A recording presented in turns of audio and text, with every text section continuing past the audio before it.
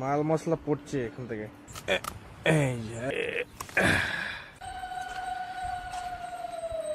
বৃষ্টির মধ্যে ছাতা মাথায় দিয়ে যাচ্ছি মোচা কাটতে। মোচা বোঝো তো, কলার মোচা, এই জঙ্গলের মধ্যে। বৃষ্টির মধ্যে সাপ কোপ না বেরিয়ে যায়, তাই ভাবছি একটা মোচা ঝুলছে ওখানে, ওটাকে জবাই করতে হবে। কিন্তু পথ অতি দুর্গম, এক তো জঙ্গল, কি দেখা যায় না। হাফ প্যান্ট পরে এসেছি, আর ফুল প্যান্ট পরে আসা লাগবে। ইয়া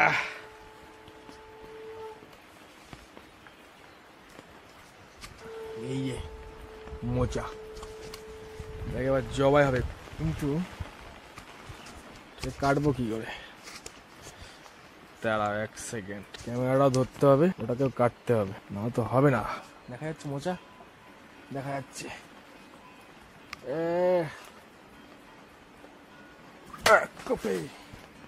ধুলিস্বাদ করে দেবো। तुम हमको जानता है?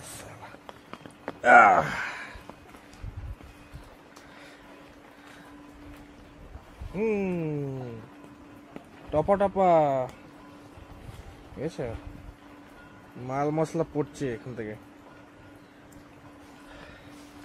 তো মোচা কে কে খাওয়া তোমরা, কে কে খেতে ভালোবাসো জানাও। এই আটকে গেল পা। রাস্তা কত দুর্গম দেখেছো? গাছে বেগুন হয়েছে, এই গাছে বেগুন হয়েছে, কুমড়ো গাছ, এই আরো বেগুন আছে এখানে। তো হয়ে গেল কাজ আজকের মতো, গিয়ে চান করতে হবে এখন। বৃষ্টির মধ্যে মোচা কাটা কমপ্লিট। মানে হাতে অনেক কিছু তো, এই জন্য একটু অসুবিধা হচ্ছে।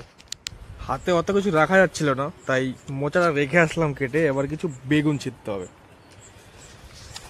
এই যে যেগুলো দেখালাম এক্ষুনি, এগুলো নাকি খাওয়ার মতো হয়ে গেছে, তো ছিঁড়েই ফেলি, আর কি করা যাবে। এই যে এক পোকা পোকা নেই তো, আবার কি জানি বাবা, এটা কি হয়েছে?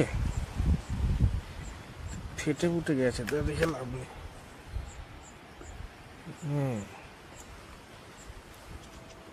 দুটো এখানে আছে, এটা তো ছোট, এটা ছেড়ে দিই। এটা সব সালা পোকা, পোকায় ধরেছে সব।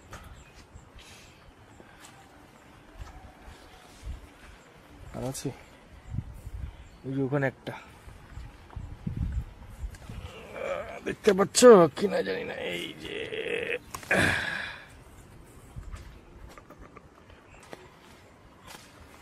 এখানে আর একটা আছে সাদা বেগুন, কোথায় যেন দেখলাম।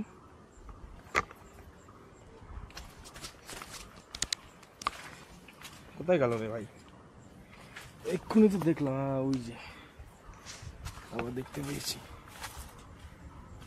এখানে হাত দেখানো তো মুশকিল। সব কি পোকা শোকা রয়েছে ওর মধ্যে। সব বেগুনগুলো ফেটে ফেটে গেছে কেন কে জানে। এ বাবা, এটা তো ধরার সাথে সাথে খুলে পড়ে গেল।